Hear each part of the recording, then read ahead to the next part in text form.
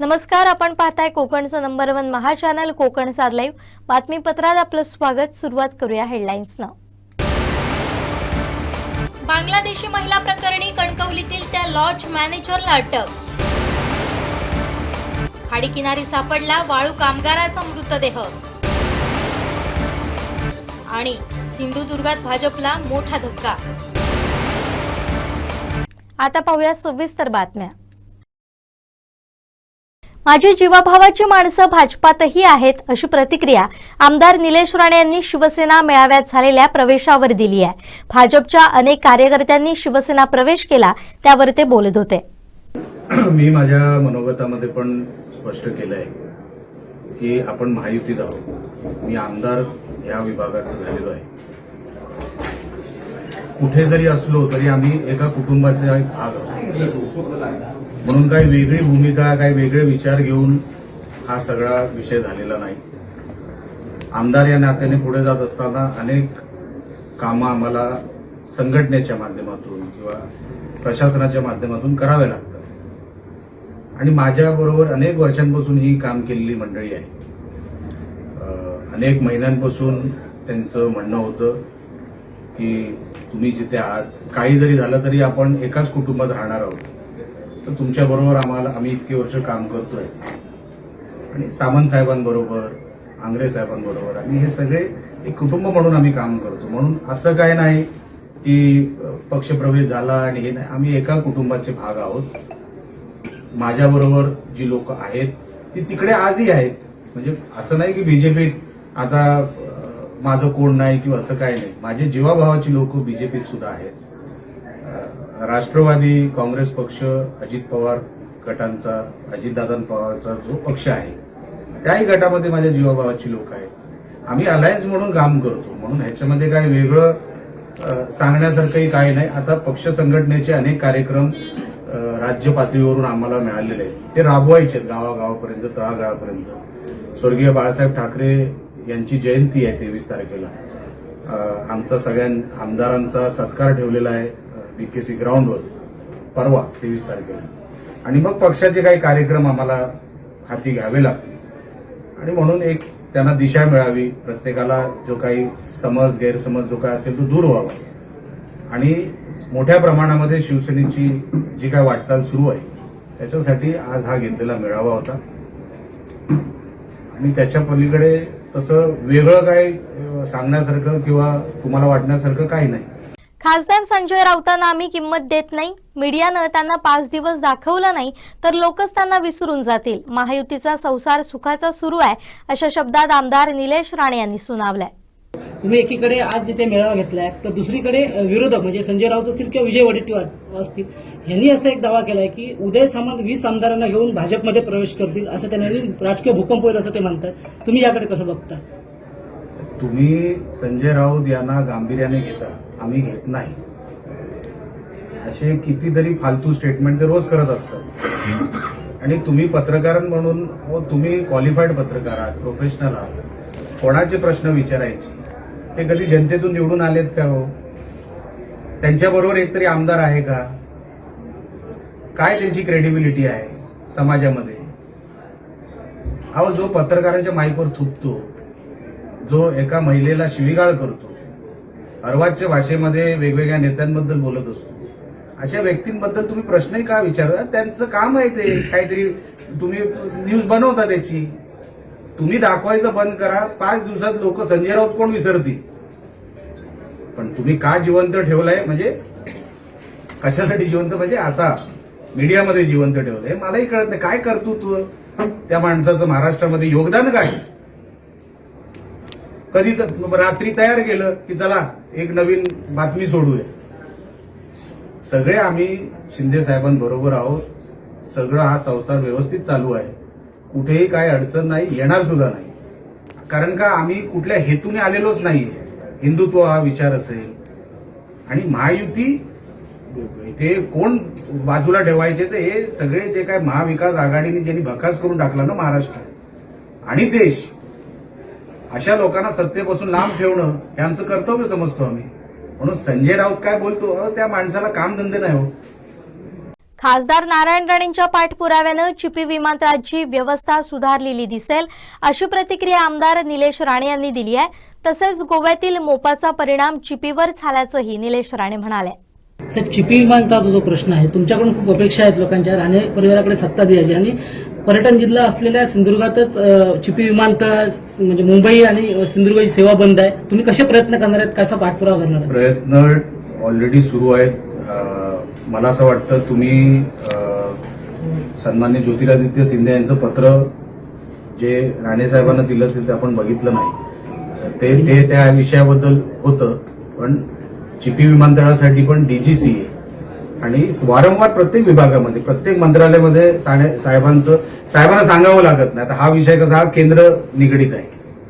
DGCA नी 3 वर्षाचा contract दिला होता इंडिया म्हणजे ते अलायन्स एअरला. आता अलायन्स एअरचा 3 वर्षाचा कॉन्ट्रॅक्ट ऑक्टोबरमध्ये संपला. त्याच्यानंतर काही नवीन करार करावे लागले, ते काही प्रायव्हेट करार जे काही करावे लागले ते ऑलरेडी झालेले आहेत. पण डेन्सिटी बाजूला मोपा आल्यामुळे जी आपली डेन्सिटी कमी पडली, ते वाढवायची कशी, त्याच्यामध्ये पार्किंग चार्जेस कमी केले तर काय त्याच्यामध्ये फरक पडेल, गुड्स आपले जे ह्याचे कार्गोचे प्लेन असतील त्यांना जर उतरवलं तर आपल्याला किती फरक पडेल, असा हा सगळा नेटवर्क बनवण्याचा हा सगळा विषय चालू आहे. कारण का 3 वर्षाचा कॉन्ट्रॅक्ट गव्हर्नमेंट बरोबरचा संपलेला आहे. काही नवीन प्लेयर आले त्याच्यामध्ये कॉन्ट्रॅक्टमध्ये. येणाऱ्या काळामध्ये तुम्हाला ते चिपी विमानतळ रितसर झालेलं दिसेल, पण डेन्सिटी किती वाढेल ती आपण म्हणतो ना हळूहळू टप्प्याटप्प्याने वाढणार. कारण का मोप्याला आता जवळपास 55 विमानं डेली टेक ऑफ लँडिंग करायला लागल्या आणि दाबोलीमला 65. म्हणजे एवढ्या मोठ्या डेन्सिटीची बाजूला 2 एअरपोर्ट असल्यामुळे आपल्या विमानाला आपल्या एअरपोर्टला कसं ऍक्टिव्हेट करायचं याच्यासाठी प्लॅन बनवला जातो. मग वाया शिर्डी कसं जायचं, वाया पुण्याला कसं जायचं, वाया बँगलोर कसं जायचं, असा एक नियोजित प्लॅन बनवला जातोय. येणाऱ्या काळामध्ये आपल्याला ती परिस्थिती सुधारलेली दिसेल. भाजपातून असंख्य कार्यकर्त्यांनी शिवसेनेत प्रवेश केला. कुडाळ मालवणचे आमदार निलेश राणे यांच्या प्रमुख उपस्थितीत शिवसेना कार्यकर्ता मेळाव्यात हा प्रवेश झाला. सिंधुदुर्ग नगरी इथं भाजपच्या असंख्य पदाधिकाऱ्यांसह कार्यकर्त्यांनी शिंदेंच्या शिवसेनेत जाहीर प्रवेश केला. तर उद्धव ठाकरेंच्या शिवसेनेच्या पक्षातीलही कार्यकर्त्यांनी यावेळी प्रवेश केला.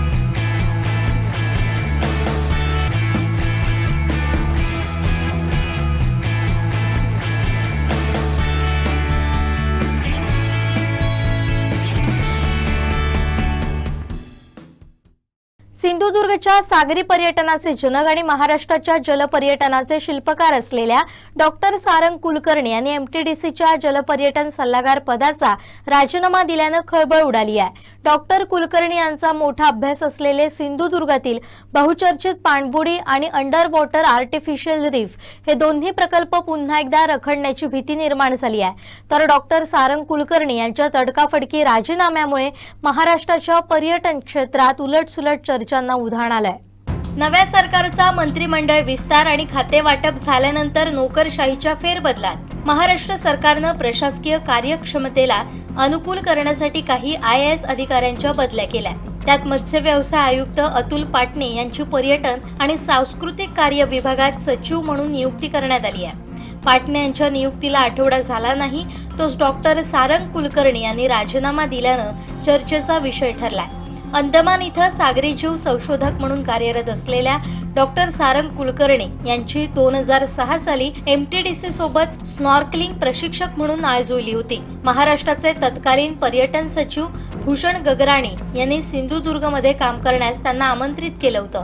स्कुबा पर्यटनाचा फायदा स्थानिकांनाच झाला पाहिजे म्हणून वेळोवेळी स्थानिकांना प्रशिक्षण कार्यक्रम त्यांनी राबवले. पर्यटनाच्या अनेक नाविन्यपूर्ण संकल्पना मांडण्यात त्यांनी महाराष्ट्र सरकारमध्ये आपली वेगळी ओळख निर्माण केली आहे. डॉक्टर कुलकर्णी यांच्या तडकाफडकी राजीनाम्यामुळे कोकणच्या पर्यटनाचं मोठं नुकसान होणार आहे. दरम्यान सिंधुदुर्गचे पालकमंत्री नितेश राणे यावर काय निर्णय घेणार आहेत हे पाहणं उत्सुकेचं ठरणार आहे.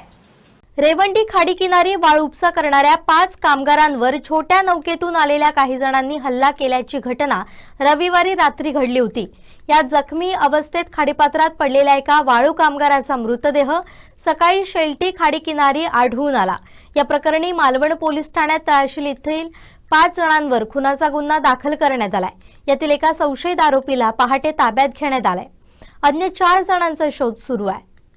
गेले काही दिवस तळाशील खाडीपात्रात वाळू उपसा प्रकरणी स्थानिक ग्रामस्थांचं आंदोलन सुरू आहे. यात रविवारी रात्री रेवंडी खाडीपात्रात वाळू उपसा करणाऱ्या होडीत असलेल्या 5 कामगारांवर एका छोट्या होडीतून आलेल्या तळाशील येथील काही जणांनी हल्ला करून त्यांना मारहाण केली. या हल्ल्यात एक वाळू कामगार जखमी अवस्थेत खाडीपात्रात पडून बेपत्ता झाला होता. गेले 2 दिवस त्याचा शोध घेण्यात येतोय. आज सकाळी शेलटी खाडी किनारी त्या वाळू कामगाराचा मृतदेह सापडून आला. या घटनेची माहिती मिळताच पोलीस निरीक्षक प्रवीण कोल्हे, सहाय्यक पोलीस निरीक्षक जीजी माने, सुहास पांचाळ, हेमंत पेडणेकर, सुशांत पवार यांच्यासह अन्य पोलीस कर्मचाऱ्यांनी घटनास्थळी दाखल होत पंचनामा केला. मृतदेह शवविच्छेदनासाठी येथील ग्रामीण रुग्णालयात आणण्यात आला. या हल्ला प्रकरणी विकास विलास चेंदवणकर यांनी येथील पोलीस ठाण्यात तक्रार दिली होती.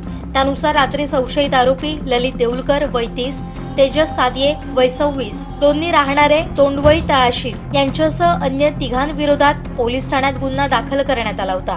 यातील संशयित आरोपी ललित देऊलकर याला पहाटे पोलिसांनी ताब्यात घेतलंय, तर अन्य 4 जणांचा शोध सुरू आहे. संशयित आरोपींविरोधात भारतीय न्याय संहिता कलम 103 नुसार खुनाचा गुन्हा दाखल करण्यात आलाय. याबाबतचा पुढील तपास सुरू आहे, अशी माहिती पोलीस निरीक्षक प्रवीण कोल्हे यांनी दिली. चिपी विमानतळाच्या विस्कळीत झालेल्या विमानसेवा लवकरच सुरू होतील, अशी माहिती माजी आमदार परशुराम उपरकर यांनी दिली. जिल्हाधिकाऱ्यांसोबत झालेल्या बैठकीत विविध मुद्द्यांवर चर्चा झाली. त्यानंतर त्यांनी ही माहिती कोकणसात लाईव्हशी बोलताना दिली. विमानतळाबाबत पण आज चर्चा झाली. चिपी विमानतळ सुरू करण्याबाबत आयआरबीने जी अधिकाऱ्यांनी पुढाकार घेऊन आता त्यांची असलेली यंत्रणा नव्याने यंत्रणा बसवून नाईट लाईटिंग करण्याचं काम सुरू करू अशा प्रकारचं आश्वासन दिलं आहे. आणि जास्तीत जास्त विमानं उतरून या ठिकाणी आपण सुरळीत पर्यटकांना सेवा देऊ अशा प्रकारचं त्यांनी कलेक्टरसमोर अभिभाषण दिलं. आणि कलेक्टरसमोर एक परमिशन मागितली. ती परमिशन देण्यासाठी पण आमच्या सर्व सहकार्यांनी कलेक्टरना आम्ही आयआरबीच्या वतीने विनंती केली आहे की त्यांना परमिशन द्या आणि लवकरात लवकर सुरळीत हे विमानतळ चालू होऊन दे आणि सर्व असलेल्या पर्यटकांना या प्रवासातून अंगणेवाडीतील येणाऱ्या यात्रेकरूंना या विमानाने येऊन दे अशा प्रकारचं आम्ही म्हणणं मांडलं आहे. 1 फेब्रुवारीपासून करूघाट सुरू होईल, अशी माहिती माजी आमदार वैभव नाईक यांनी दिली. जिल्हाधिकाऱ्यांच्या बैठकीत त्यांनी हे आश्वासन दिलं. ठेकेदार आणि अधिकाऱ्यांना आदेश दिलेले आहेत आणि 1 फेब्रुवारीपासून वैभववाडी करूळ जो घाट आहे तो 1 तारीखपासून सुरू होईल असं त्यांनी सांगितलेलं आहे. आणि त्याप्रमाणे हा घाट सुरू नाही झाला तर पुन्हा एकदा एकेरी वाहतूक पुन्हा एकदा आम्ही शिवसेनेच्या माध्यमातून पुन्हा एकदा आम्ही सुरू नाही झाला तर पुन्हा एकदा आम्ही या ठिकाणी करू. आता निकृष्ट कामासंदर्भात आम्ही सांगितलेलं आहे की क्वालिटी कंट्रोलमध्ये चौकशी करा, परंतु घाट डायव्हर्शन करून घाट सुरू झाला रस्ता सुरू झाला पाहिजे हे त्यांनी मान्य केलेलं आहे. पुढच्या विषयात ते हे करतो आश्वासन दिलं आहे. त्यामुळे घाट 1 तारीखपासून सुरू होईल अशी आम्हाला अपेक्षा आहे. ठेकेदार आणि अधिकाऱ्यांना आदेश दिलेले आहेत आणि 1 फेब्रुवारीपासून वैभववाडी करूळ जो घाट आहे तो 1 तारीखपासून सुरू होईल असं त्यांनी सांगितलेलं आहे. आणि त्याप्रमाणे हा घाट सुरू नाही झाला तर पुन्हा एकदा एकेरी वाहतूक पुन्हा एकदा आम्ही शिवसेनेच्या माध्यमातून पुन्हा एकदा आम्ही सुरू नाही झाला तर पुन्हा एकदा आम्ही या ठिकाणी करू. आता निकृष्ट कामासंदर्भात आम्ही सांगितलेलं आहे की क्वालिटी कंट्रोलमध्ये चौकशी करा, परंतु घाट डायव्हर्शन करून घाट सुरू झाला रस्ता सुरू झाला पाहिजे हे त्यांनी मान्य केलेलं आहे. पुढच्या विषयात ते हे करतो आश्वासन दिलं आहे. त्यामुळे घाट 1 तारीखपासून सुरू होईल अशी आम्हाला अपेक्षा आहे. एसटीच्या विविध प्रश्नांबाबत अनुप नाईक यांनी एसटीच्या विभाग नियंत्रक कार्यालयासमोर उपोषण छेडलं होतं. दरम्यान त्यांनी एसटीच्या अतिशय महत्त्वाच्या प्रश्नांकडे लक्ष वेधले. एसटीच्या ज्या 6 शयनयान बस गाड्या आपल्या सिंधुदुर्ग विभागात दाखल झाल्या होत्या त्या गाड्या जिल्हावासियांच्या दृष्टीनं फार महत्त्वाच्या होत्या. अनेक प्रवाशांना या शयनयान गाड्या सोयीस्कर ठरत होत्या, तसेच या बस गाड्यांचं बुकिंग देखील फुल असायचं. मात्र या बस गाड्या आपण चालवण्यास सक्षम नाही असा पत्रव्यवहार विभाग नियंत्रकांनी मुंबई विभागाला केले होते. हे सांगत अनुप नाईक यांनी एसटीच्या अधिकाऱ्यांच्या कामाचा पाडाच वाचलाय. नमस्कार, माझं नाव अनुप दयानंद नाईक. मी महाराष्ट्र राज्य एसटी कामगार सेनेचा सिंधुदुर्ग जिल्हा प्रमुख म्हणून सध्या कार्यरत आहे. मुळात एसटी महामंडळाच्या अधिकाऱ्यांकडनं मनमानी पद्धतीने जो कार्यभार केला जातोय याच्या विरोधात आम्ही वेळोवेळी आवाज उठवलेला आहे आणि त्याची पत्रं पत्रं आमची दिलेली आहेत. परंतु प्रॉब्लेम असा होतो की त्या पत्रांना कुठलीही किंमत दिली जात नाही. हे आता संघटना म्हणून आमच्या पत्राला सोडून द्या, परंतु एसटीत असा आता अनुभव आम्हाला यायला लागला की एसटीच्या मुंबई कार्यालयातनं आलेल्या पत्रालाही केराची टोपली एसटीच्या इथल्या अधिकाऱ्यांकडे दाखवली जाते, अशी परिस्थिती निर्माण झालेली आहे. आता हे तुम्ही पत्र आमच्या जे ॲक्च्युअल मागण्या होत्या त्या मागून बघितलं तर आमच्या ह्याच्यात अशी मागणी होती की ज्या कर्मचाऱ्यांची सिंधुदुर्ग विभागातनं इतर ठिकाणी बदली झालेली आहे त्यांना तात्काळ कार्यमुक्त करा. आता हे आम्ही पत्र दिलं होतं की 1/1/2025ला.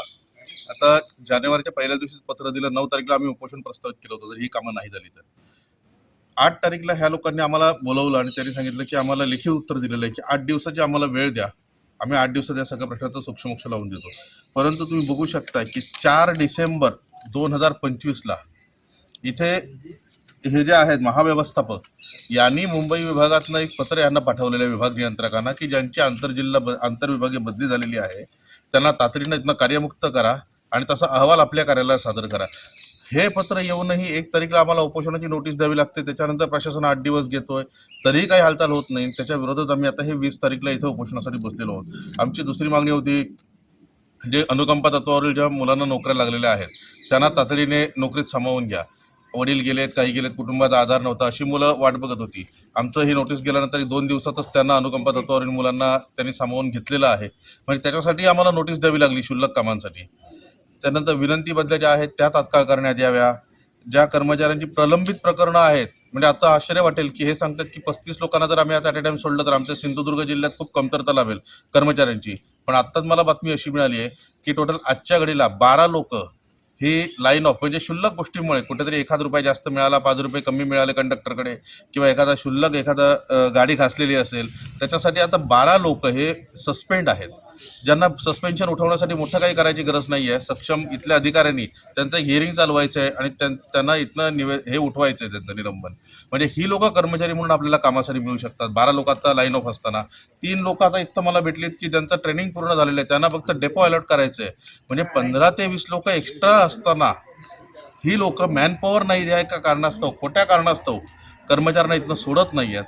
म्हणजे जाणीव मला आता इथं वेगळा एक वास यायला असा लागला की कदाचित ह्या बदली झालेल्या लोकांची आगतिकता बघून ह्यांच्याकडनं काही आर्थिक हितसंबंध जपण्याचं ह्यांचं काम अधिकाऱ्यांचं सुरू आहे की काय, हेही आता एक मोठा प्रश्नचिन्ह निर्माण झालेला आहे. मुळात आता आम्ही ह्या विषयात उपोषणासाठी बसलेलो आहोत आणि जोपर्यंत हे प्रश्न सुटत नाही तोपर्यंत हा उपोषण न सोडण्याचा आम्ही निर्धार केलेला आहे. माजी आमदार वैभवजी नाईक असतील, माजी जिल्हा परिषद अध्यक्ष सतीश सावंत, कोकण सिंचन मंडळाचे उपाध्यक्ष संदेशभाई पारकर, तसेच इतरही आमचे पदाधिकारी यांनी इथं आता भेट देऊन गेलेले, ते डीसींची चर्चा करून गेलेले आहेत. 2:30 वाजता गेलेले डीसी हे अद्यापही ऑफिसमध्ये परतलेले नाही आहेत. म्हणजे मी एसटीचा कर्मचारी नसून एक पदाधिकारी पक्षाचा आहे आणि मी ज्यावेळी उपोषण करतोय किंवा जेव्हा मी प्रश्न मांडतोय तेही ऐकून घ्यायला यांना वेळ नाही. मग कर्मचाऱ्यांना कशी वागणूक देत असतील याचा अनुभव तुम्हाला सगळ्यांना येत असेल. आत्ताच तुम्हाला आणखी एक ह्यांचा पराक्रम दाखवतो. जिथे 4/10/2024ला आम्ही एक आंदोलन केलं होतं. ह्या आंदोलनाला ह्या लोकांनी उत्तर दिलं होतं आणि त्यातलाही एक प्रश्न, ऑक्टोबरमधला एक प्रश्नही अजून ह्या लोकांनी सोडवलेला नाही आहे. ज्याच्यात प्रामुख्याने मोठा प्रश्न होता की शासन आपल्या दारी जो 6 जुलै 2023ला झालेला कार्यक्रम आहे त्याची ₹60 लाख रिकव्हरी कलेक्टरनी विभागाकडे महामंडळाकडे भरलेली आहे. परंतु ऑन डिमांड दिलेली 86 लाखाची बिलांपैकी ₹26 लाख बिल प्रलंबित आहे. आम्ही कलेक्टर साहेबांकडे ह्याची मागणी केली असता कलेक्टर साहेबांनी हे आम्हाला पत्र दिलेलं आहे की एसटी महामंडळाने चुकीच्या पद्धतीने ही बिलं सादर केलेली आहेत आणि ही सादर केल्यामुळे आम्ही पैसे देऊ शकत नाही आहोत. एवढा मोठा गैरकारभार असतानाही ह्याच्यावर कुठलीही कारवाई न करता निव्वळ कर्मचाऱ्यांना भरडायचं आणि त्यांना नियमावली लावायची, हे जो मनमानी कारभार आहे, ह्या मनमानी कारभाराच्या विरोधात आम्ही इथं उपोषणाला बसलेलो आहोत. नाही, मुळात एक गोष्ट आपण लक्षात घेतली पाहिजे. ज्या स्लीपर 6 गाड्या आपल्या जिल्ह्यात आल्या होत्या ह्या आपल्या जिल्हावासियांच्या दृष्टीने खरंच आवश्यक असणाऱ्या 6 गाड्या होत्या. कारण कोकणातला प्रत्येक माणूस मुंबईशी कनेक्टेड आहे आणि सुंदर सुविधा निर्माण झालेली होती. हा प्रश्न आम्ही 4 ऑक्टोबर 2024च्या आंदोलनात उपस्थित केला होता आणि त्यावेळी आमच्या निदर्शनास अशी गोष्ट आली होती की इथल्या डीसींनी आम्ही चालवायला सक्षम नाही ह्या एका कारणास्तव ह्या गाड्या परत दुसऱ्या विभागाला वर्ग कराव्यात अशा पद्धतीनं पत्रव्यवहार मुंबई विभागाशी केला होता. आता लक्षात येईल की इथनं ह्या लोकांची मागणी काय होती आमच्या ड्रायव्हर कंडक्टर्सची की आम्हाला ड्रायव्हर आणि कंडक्टर जसं नेहमी जातात तसं आम्ही घेऊन जायला तयार आहोत, परंतु इथल्या डीसीनी मनमानी कारभार करत त्याही वेळी अशी भूमिका ठेवली की एकट्या चालकाने एकट्या ड्रायव्हरनी इथनं गाडी घ्यायची आणि निघायचं, त्यांनीच तिकीट काढायचं, त्यांनीच गाडी चालवायची, गाडी मागे पुढे करताना कुठली त्याला मदत नाही आणि एवढं करून जर त्यात काही तोडफोड झाली तर त्याची परत नुकसान भरपाई ही चालकानेच भरायची. विचार करू शकतो एवढे लांब गाडी 12-12, 14-14 तास एकटा ड्रायव्हर ज्याच्यात त्याला तिकीट काढायचं आहे, त्याला गाडी चालवायची आहे, प्रवासी चढ उतार बघायचे आहेत, हा माणूस एकटा कसा हँडल करू शकेल. आणि अशा पद्धतीने मनमानी कारभार करून त्यांनी जाणीवपूर्वक 6च्या 6 गाड्या या दुसऱ्या विभागाला वर्ग करण्यासाठी डीसीनी पत्रव्यवहार केला आणि इथं कारण देण्यात आलं की कर्मचाऱ्यांची मानसिकता नाही आहे. मुळात एवढ्या लांब पल्ल्याच्या गाड्यांसाठी चिपळूण म्हणा किंवा मध्ये क्रू ड्युटी देण्याचा एक प्रकार असतो. म्हणजे आता सावंतवाडीतही जे प्रकरण गाजतंय की थेट पद्धतीने चालकांना पाठवण्याची नवीन प्रथा आलेली आहे. अर्थात कर्मचारी कमतरतेमुळे चालक करायलाही तयार आहेत, त्यांचा तिथेही अडचण नाही, पण त्यांना त्याचा योग्य मोबदला तरी मिळणं आवश्यक आहे, तेही हे प्रशासन देत नाही आहे. म्हणजे फक्त अधिकाऱ्यांची मनमानी आणि ज्यांच्यामुळे उत्पन्न जनरेट होतं आहे ज्याच्यामुळे अधिकाऱ्यांना पगार मिळतो अशा कर्मचाऱ्यांची नाहक भरड अशी ह्या पद्धतीने चालवलेली आहे. आंबा काजू फळपीक विम्याची रक्कम मिळालेली नाही याबाबत शिवसेना नेत्यांनी जिल्हाधिकारी अनिल पाटील यांची भेट घेऊन 28 जानेवारी 2025 पर्यंत शेतकऱ्यांच्या खात्यात फळपीक विम्याची प्रलंबित रक्कम जमा करण्याची मागणी केली. दिलेल्या मुदतीत शेतकऱ्यांच्या खात्यात पैसे जमा न झाल्यास 29 जानेवारी 2025 पर्यंत शिवसेना उद्धव बाळासाहेब ठाकरे पक्षाच्या वतीनं जिल्हाधिकारी कार्यालयासमोर धरणे आंदोलन छेडण्यात येणार असल्याचं शिवसेना नेत्यांनी सांगितलंय. 2023-24च्या फळपीक आधारित विमा योजना जवळजवळ 3000 शेतकऱ्यांचे 10 कोटी रुपये येणं होतं. आज या ठिकाणी जिल्हा शिवसेनेच्या वतीने यापूर्वी निवेदन जिल्हाधिकाऱ्यांनी देण्यात आलं होतं. कृषी अधिकाऱ्यांची या ठिकाणी एकत्रित बैठक झाली आणि ह्या बैठकीप्रमाणे आज राज्याने हिस्सा भरण्याचं मान्य केलेलं आहे. लवकरात लवकर ह्या महिना अखेरीपर्यंत 3000 शेतकऱ्यांचे 10 कोटी रुपये जे आहेत ते त्या ठिकाणी निश्चितच फळपीक विम्याचे मिळतील आणि जर हे पैसे मिळाले नाही तर 29 जानेवारीला जिल्हा शिवसेनेच्या वतीने जिल्हाधिकारी कार्यालयांच्या समोर धरणं आंदोलन या ठिकाणी छेडण्यात. 2023-24च्या फळपीक आधारित विमा योजना जवळजवळ 3000 शेतकऱ्यांचे 10 कोटी रुपये येणं होतं. आज या ठिकाणी जिल्हा शिवसेनेच्या वतीने यापूर्वी निवेदन जिल्हाधिकाऱ्यांनी देण्यात आलं होतं. कृषी अधिकाऱ्यांची या ठिकाणी एकत्रित बैठक झाली आणि ह्या बैठकीप्रमाणे आज राज्याने हिस्सा भरण्याचं मान्य केलेलं आहे. लवकरात लवकर ह्या महिना अखेरीपर्यंत 3000 शेतकऱ्यांचे 10 कोटी रुपये जे आहेत ते त्या ठिकाणी निश्चितच फळपीक विम्याचे मिळतील आणि जर हे पैसे मिळाले नाही तर 29 जानेवारीला जिल्हा शिवसेनेच्या वतीने जिल्हाधिकारी कार्यालयांच्या समोर धरणं आंदोलन या ठिकाणी छेडण्यात. महसूल भरणा केल्यानंतर आम्हाला शासनानं वाळूपसा परवाने दिले आहेत, आमच्याकडून अनधिकृत वाळू उत्खनन होत नाही असं असताना ठाकरे गटाच्या मंडळींनी गावातील ग्रामस्थांना चुकीची माहिती देत वातावरण बिघडवण्याचं काम करत आहेत असा आरोप तोंडवळी हडी येथील वाळू व्यावसायिकांनी पत्रकार परिषदेत केला. आता वाळू व्यावसायिक आणि ठेकेदार हे आपलं म्हणणं मांडण्यासाठी गेले आहेत. ठेकेदार म्हणण्याचे परवानाधारकच असत ते कशासाठी दिले तर की तोंडोळी गावातून काही ठराविक लोकांचा विरोध होता. तो विरोध होण्याचं कारण काय तर त्यांचं म्हणणं आहे की वाळू उत्खनन केल्यामुळे त्यांच्या घरांना भेगे जातात. आता ह्या हास्यास्पद वाळू उत्खनन करून पहिलं बांधाऱ्यात भेगे जाऊ होते, जमिनीत भेग जाऊ होते, नंतर घरात भेग जातात. तरी पण आम्ही ग्रामस्थांच्या काय विरोधात नाही, आमचा पण त्यांच्याबद्दल आपुलकी असा. पण आम्ही आता जो व्यवसाय करतो ते पैसे भरलेलेच आम्ही शासनाकडे आणि शासनाकडे पैसे भरल्यामुळे शासनानं आमका उत्खनन करूची परमिशन दिलेली आहे. त्याप्रमाणे आमचं चालू ठेवतं असं आमची मागणी असं. त्यात आता काही जण उभाटाचे पण असतात, काही जण दिले ते त्यांना खतपाणी घालतात, प्रवृत्त करतात की ह्या व्यावसायिकांचा विरोध करायचा म्हणून. या प्रशासनानं त्याचा पूर्णपणे विचार करूचो, वाळू व्यवसायात पैसे भरलेले आहेत त्याप्रमाणे त्यांना उत्खनन करून द्यायचं एवढं आमचं म्हणणं असतं. जे हे केल्याने उपोषण केल्याने ना तर आम्ही बेकायदेशीर म्हणतो ना त्यांच्या पद्धतीने त्यांनी केल्याने आहे. पण आता त्यांची मागणी काय होती की आमचा फेर सर्वे करून आमच्या समोर तुम्ही दाखवा म्हणून. तसा प्रशासनानं विनामूल्य त्यांना फेर सर्वे करून दिल्याने आहे, तरी पण त्यांना मान्य नाही. ते काय त्याच्यात काय आमचा दोष नाही वाळू व्यावसायिकांचे, तर ते काय समजूत घालून त्याची आमचं वाळू व्यवसाय चालू ठेवायचं, उत्खनन चालू ठेवायचं नाही. त्या प्रशासनात पण नाही, पण प्रशासनानं फक्त की रॉयल्टी भरून घेतलेली आहे ना, त्या पद्धतीने आमका वाळू उत्खनन करूनची हे देऊची परमिशन देऊची दिलेली परमिशन मिळालेली आहे. फक्त 2 दिवस थांबवू सांगितलं 16 ते 19 पर्यंत करून दिले ना त्यांनी, त्याच्यामुळे त्यांच्या समोरच दिले नाही. आता ते तरी पण मान्य नाही बनत असतील तर त्या प्रशासनाने आंदोलनकर्त्यांनी सरळ सरळ सांगितल्याने या प्रशासनाची माणसं असताना ते सांगितल्याने या की जर ह्याच्यावर तुम्ही कारवाई नाही केला तर आम्ही कायदो हातात घेऊ. त्याचे कदाचित शूटिंग पण कोणाकडे तरी असत, त्याचे पुरावे पण असत आमच्याकडे. गावातले ग्रामस्थ सगळे आमच्याजवळ, त्यांनी एकत्र त्यांना दोघांना सगळ्या एकत्र येऊचो आम्ही प्रयत्न केलो सकाळी, पण ते काय येऊक तयार नाही एकत्र. आम्ही स्वतः केलो, हे पण पत्रकार होते तेव्हा तिथे, त्यांच्यासमोरच आम्ही म्हटलं की तुम्ही तुमचं काय म्हणणं असत तर वाळू व्यावसायिक म्हणून टेंडरधारकांका 10 जणांका घ्या आणि तुम्ही विचारा तुमचं म्हणणं काय असं तर सांगा. ते काय ते त्याच्यात तयारच नव्हते. कणकवली शहरात पकडलेल्या त्या बांगलादेशी महिलांना कणकवली रेल्वे स्टेशनवरून नाही तर लक्ष्मी लॉजवरून पकडण्यात आलं होतं. या प्रकरणी त्या लॉजच्या मॅनेजरला पोलिसांनी अटक केली आहे, तर मालकाचा शोध सुरू आहे.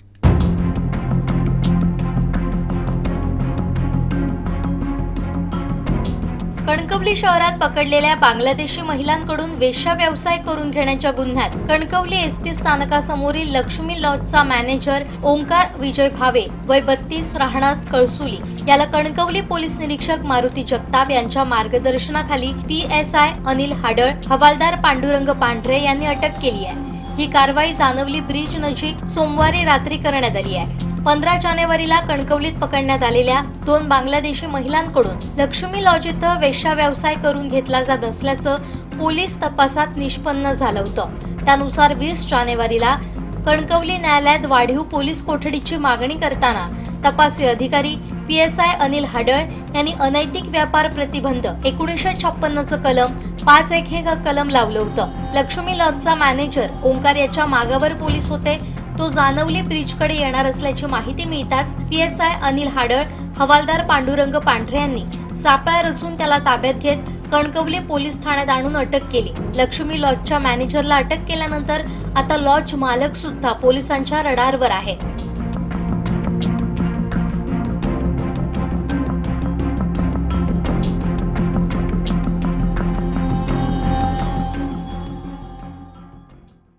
सावंतवाडी राजघराणं श्री पंचम खेमराज महाविद्यालयाच्या लोककला विभागातर्फे लोककला महोत्सव 2025चं आयोजन करण्यात आलंय. 23 ते 26 जानेवारी दरम्यान हा महोत्सव सावंतवाडी राजवाडा इथं करण्यात आलाय. विधी संख्येत नारायण नमोस्तुते, राखणदार, देवी चंद्रलांबा परमेश्वरी, गिधाड घुबड संग्राम, विजयमणी, मुंबईची मुंबादेवी आदी दशावतार नाट्यप्रयोग सादर होणार आहेत. युवराज्ञी श्रद्धाराजे भोसले यांच्या संकल्पनेतून भरतनाट्यमचा आविष्कार होणार आहे. राज्याचे सांस्कृतिक मंत्री ॲडव्होकेट आशिष शेलार यांना या महोत्सवास आमंत्रित करण्यात आलंय. या महोत्सवाचा लाभ घ्यावा असं आवाहन युवराज लखमराजे भोसले यांनी केलंय. आयोजित पत्रकार परिषदेत ते बोलत होते. दरवर्षी आपण सावंतवाडी राजघरामध्ये आणि SPK महाविद्यालय आपण दोघं मिळून एक लोककला महोत्सव ठेवतो आणि ह्यावेळी पण ह्यावर्षी 23 जानेवारीला ते 26 जानेवारीला हा महोत्सव ठेवणार आहे. दर दिवशी 2 आपले दशावतारचे कलाकारचे महोत्सव असतील, 2 असतील प्रोग्राम आणि नुसतं 26 तारखेला एकच असेल. त्याच्याऐवजी एक आपलं भरतनाट्यमचं एक स्पर्धा नाही म्हणजे भरतनाट्यमचं एक कला प्रदर्शन असेल. ती एक मुंबईची फाईन आर्टची अकॅडमी आहे, त्याच्या माध्यमातून ते इथं होईल सावंतवाडीत. त्यांचं नातेसंबंध ह्या म्हणजे सावंतवाडीसोबत आहे, म्हणून त्यांनी त्याच्या सावंतवाडीच्या प्रेमासाठी त्यांनी इथं प्रदर्शन करायला म्हटले, ते करणार आहे. तसंच त्या पद्धतीने ते राजघरांच्या स्त्रियांवर ते एक म्हणजे एक प्रदर्शन करणार आहे. म्हणजे आपले मागे राजघरांचे स्त्रिया म्हणजे राणी होते त्याच्याप्रमाणे ते भरतनाट्यमचं थीम राहील त्या पद्धत. असंच दरवर्षी म्हणजे ह्या वर्षी ते 3रं वर्ष आहे तसंच आपण दरवर्षी करत राहणारच आहे.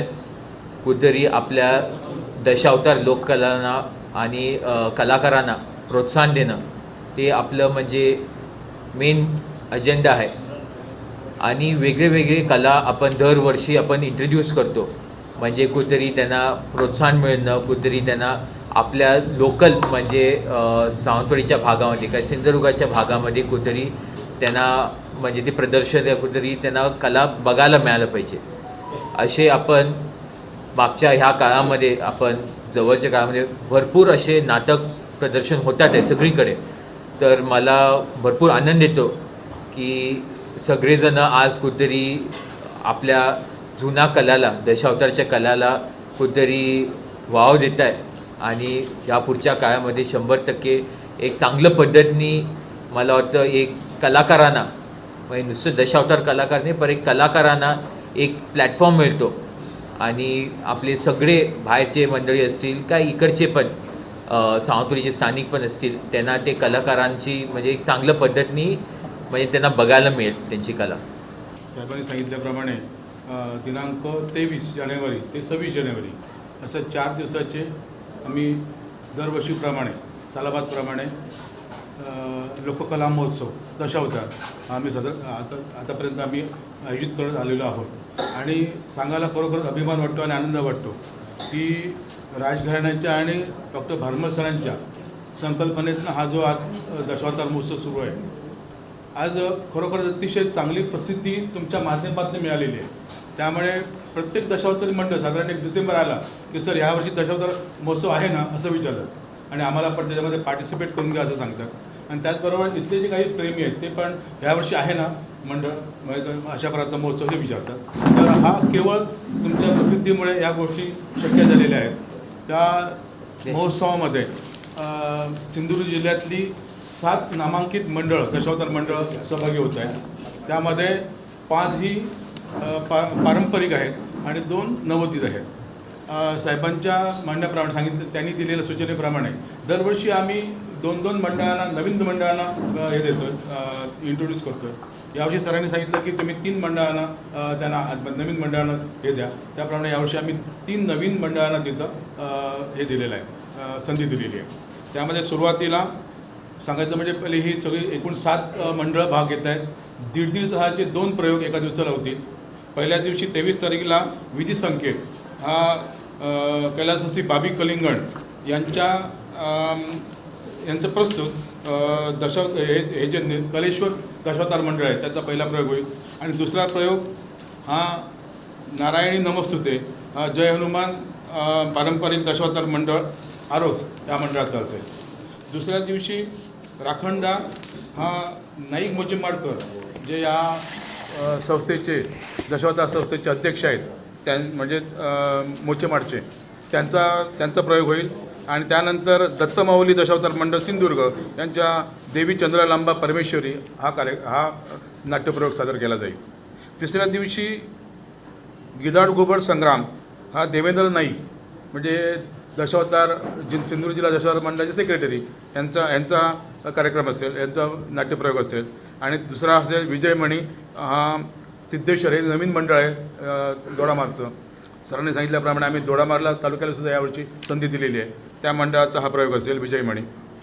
शेवटच्या दिवशी सरांनी सांगितल्याप्रमाणे आमच्या संस्थेच्या विश्वस्त युवराजनी साहेबांच्या संकल्पनेतून सादर करणारा आपण भारतनाट्यम हा कार्यक्रम आम्ही हे करतो आहे. एक नृत्याविष्कार सादर करतो आहे. मुंबईतली प्रसिद्ध नृत्यांगण अकॅडमी ऑफ फाईन आर्ट ही इथं येऊन आपली कला सादर करणार आहे. हा नृत्याविष्कार अतिशय बघण्यासारखा आहे. आणि त्यानंतर शेवटचा जो समारोपाचा आहे तो म्हणजे मुंबईची मुंबादेवी हा गोरे म्हणजे चेनवडकर गोरे दशावतार मंडळ कवठी यांचा प्रयोग सादर केला जाईल. शेवटी ठळक घडामोडी पुन्हा एकदा. बांगलादेशी महिला प्रकरणी कणकवलीतील त्या लॉज मॅनेजरला अटक. खाडीकिनारी सापडला वाळू कामगाराचा मृतदेह. आणि सिंधुदुर्गात भाजपला मोठा धक्का. बातमीपत्रात वेळ झाली इथेच थांबण्याची. पाहत रहा कोकणचं नंबर 1 महा चॅनल कोकण साध लाईव्ह. धन्यवाद.